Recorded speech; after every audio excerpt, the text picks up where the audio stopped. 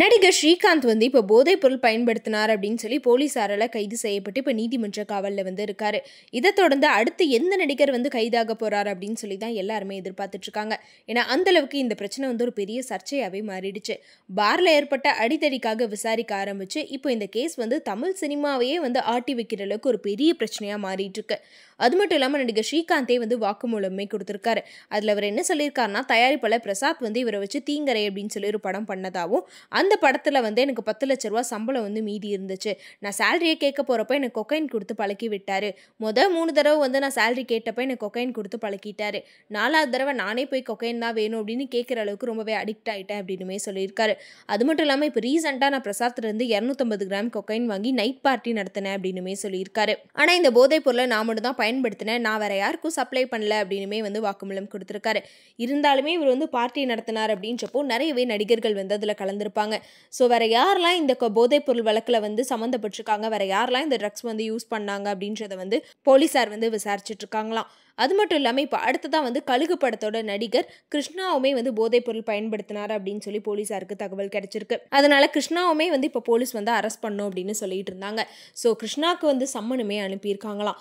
ஆனால் இப்போ கிருஷ்ணா வந்து தலைமறைவாயிட்டார் அப்படின்னு சொல்லி ஒரு தகவல் வெளியாயிருக்கு.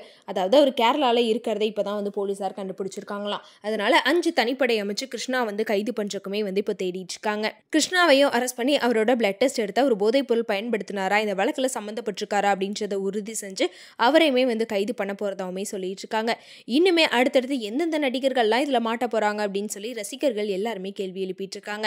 அது மட்டும் இல்லாம இந்த சர்ச்சை இப்ப பெருசா போயிட்டு இருக்க நேரத்துல இன்னொரு சர்ச்சையுமே இப்ப கிளம்பி இருக்கு. அதாவது இதுக்கு முன்னாடி டைரக்டர், ப்ரொடியூசர், ஆக்டர் அப்படின்னு சொல்லி இப்ப பல பிரபலங்கள் மேல வந்து பாலியல் வழக்கு தொடர்ந்த ஸ்ரீரெட்டி வந்து ஸ்ரீகாந்தை பத்தி சில விஷயங்கள் ஷேர் பண்ணியிருக்காங்க. அவங்க சொன்ன வீடியோல வந்து என்ன சொல்லியிருப்பாங்கன்னா, இந்த மாதிரி ஸ்ரீகாந்த் வந்து ரொம்பவே கேவலமானவன் தான், அவன் இந்த மாதிரி ஆள் தான், அவன் என் கூடயே வந்து ரிலேஷன்ஷிப்ல இருந்தான், எனக்கு பட வாய்ப்பு வாங்கி தரேன் அப்படின்னு சொல்லி என்கிட்ட வந்து தப்பா நடந்துக்கிட்டாங்க. அது மட்டும் இல்லாமல் கல்யாணம் ஆகியும் 2 மாதம் என் கூட வந்து தொடர்பில் தான் இருந்தார். அதுக்கப்புறம் 2 மாதத்துக்கு அப்புறம் வந்து எங்களுக்குள்ள எந்த ஒரு தொடர்பும் இல்லை அப்படின்னு சொல்லியிருக்காங்க. அது மட்டும் இல்லாமல் என்னை வந்து கொக்கைன் பயன்படுத்த சொல்லி ஸ்ரீகாந்த் வந்து ரொம்பவே ஃபோர்ஸ் பண்ணார்.